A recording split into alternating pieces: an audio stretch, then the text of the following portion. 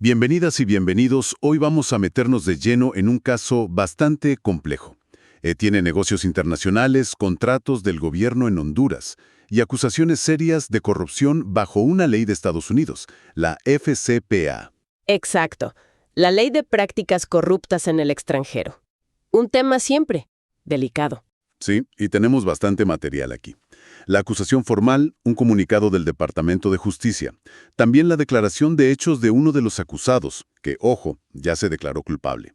Eso es importante. Y, para ponerle más picante, un análisis legal sobre una estrategia de defensa bastante audaz, diría yo. Sí, una que está dando que hablar. Nuestra idea hoy es, desmenuzar las acusaciones principales, tratar de entender cómo funcionó supuestamente este esquema de sobornos y analizar este argumento legal que busca desestimar parte del caso. Incluso cita una orden ejecutiva presidencial. Así es. Vamos a ver qué hay detrás de todo eso.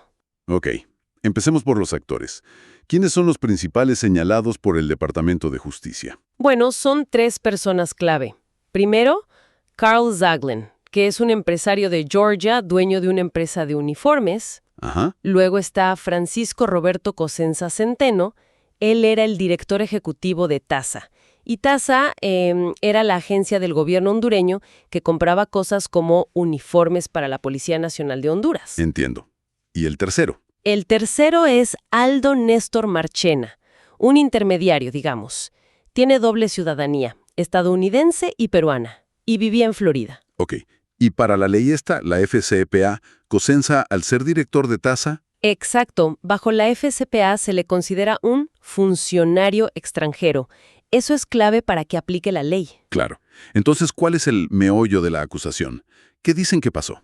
La acusación habla de una conspiración. Supuestamente, entre 2015 y 2019, Zaglin y Marchena se pusieron de acuerdo para pagar sobornos a funcionarios hondureños. Incluido Cosenza. Incluido Cosenza, sí. El objetivo, asegurarse contratos para la empresa de Zaglin, contratos de uniformes y otros bienes, por un valor de más de $10 millones. 10 millones. Es bastante dinero. Muchísimo. Y a cambio de esos pagos, pues los funcionarios habrían ayudado a conseguir los contratos y, también importante, a asegurar que se pagaran. Y mencionaste algo de lavado de dinero también, ¿no? ¿Cómo encaja eso? Sí, hay cargos de lavado. La acusación describe cómo se movía el dinero. Salía de Honduras, de los pagos de los contratos, pasaba por cuentas bancarias en Estados Unidos, sobre todo en el sur de Florida, y de ahí iba a cuentas controladas por los funcionarios. Algunas en EUE, otras en Belice. Belice. ¿Y cómo lo ocultaban? Pues usando lo típico, compañías fantasma, para que no se supiera bien de dónde venía ni a dónde iba el dinero. La acusación menciona específicamente más de $166,000 que fueron a cuentas de Cosenza y otro funcionario. Pero, como dijimos antes, hubo un giro. Cosenza se declaró culpable. Efectivamente, Francisco Cosenza Centeno aceptó su culpabilidad, no directamente por violar la FCPA, sino por un cargo relacionado: participar en transacciones con propiedad derivada de actividades criminales. O sea, admitió mover dinero sucio, básicamente. Algo así. En su declaración formal de hechos, lo que llaman el factual proffer, admitió haber acordado recibir y repartir sobornos. Habla de unos $248,000. ¿A cambio de qué? A cambio de usar su puesto oficial en TASA para ayudar a la compañía de Zaglin. Y dio detalles de cómo recibió la plata. Sí. Admitió usar compañías pantalla.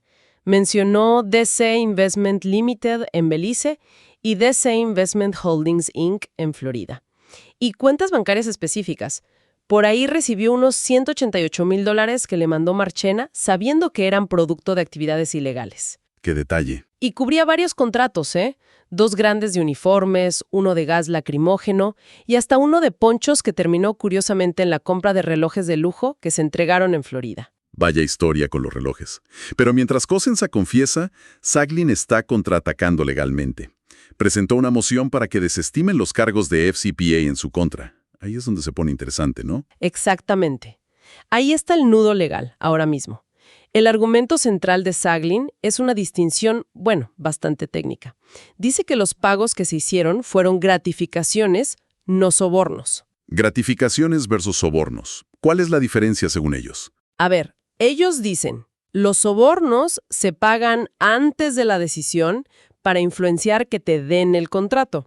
Las gratificaciones, en cambio, se pagan después, cuando ya te dieron el contrato, como una especie de agradecimiento, por decirlo de alguna manera. Entiendo. Y argumentan que la FCPA prohíbe los sobornos, o sea, pagar para obtener o retener negocios, ese famoso quid pro quo, pero que la ley no menciona explícitamente las gratificaciones posteriores como un delito. O sea, su lógica es, pagamos, sí, pero pagamos después de que ya teníamos los contratos firmados.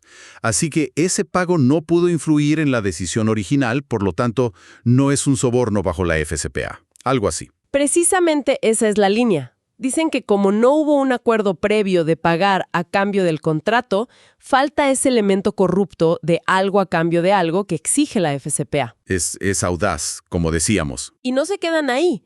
Conectan este argumento con el ambiente político actual sobre la FCPA. ¿Ah, sí? ¿Cómo? Citan una orden ejecutiva presidencial, bastante reciente, de febrero de 2025. Una orden que critica lo que llama una aplicación excesiva y abusiva de la FCPA. ¡Wow! ¿Usando una orden ejecutiva en una moción de defensa? Sí, y la defensa sugiere que este caso es justo un ejemplo de ese supuesto exceso. Argumentan que el caso no afectaba intereses directos de Estados Unidos ni había competidores estadounidenses perjudicados. ¿Y mencionan algo más sobre la política del Departamento de Justicia? También, citan declaraciones recientes de altos funcionarios sobre las prioridades. Dicen que el Departamento de Justicia ha dicho que se enfocarán en casos con un vínculo claro con EU o ligados a cárteles, crimen organizado transnacional. Y sugieren que este caso no encaja bien en esas prioridades actuales. Es una estrategia legal muy completa. Ataca la letra de la ley y al mismo tiempo el contexto de su aplicación. Entonces, resumiendo un poco, tenemos por un lado una acusación con muchos detalles respaldada por la confesión de un participante clave, que habla de sobornos y lavado. Ajá. Y por otro lado, una defensa legal fuerte que no niega los pagos necesariamente, sino que dice, técnicamente, bajo la FCPA, esto no fue un soborno, fue otra cosa. Y además, se apoyan en el clima político. Exacto. Esa es la tensión fascinante aquí.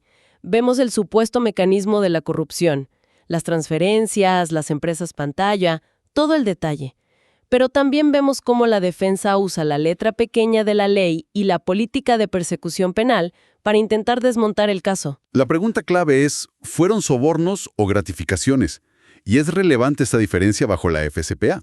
Esa es la pregunta del millón para el juez que vea esta moción. El resultado puede sentar un precedente interesante. Y esto nos deja pensando, ¿no? Más allá de cómo termina este caso en particular, ¿qué nos dice sobre los retos enormes que hay para fiscalizar la corrupción cuando cruza fronteras? Totalmente. Y para las empresas también. ¿Cómo navegan esa línea tan fina entre hacer negocios de forma legítima y caer en prácticas prohibidas en distintos países? Sobre todo cuando las políticas de cómo se aplica la ley pueden cambiar. Sin duda, algo para seguir reflexionando y observar de cerca cómo evoluciona este y otros casos similares. Un tema complejo, pero crucial.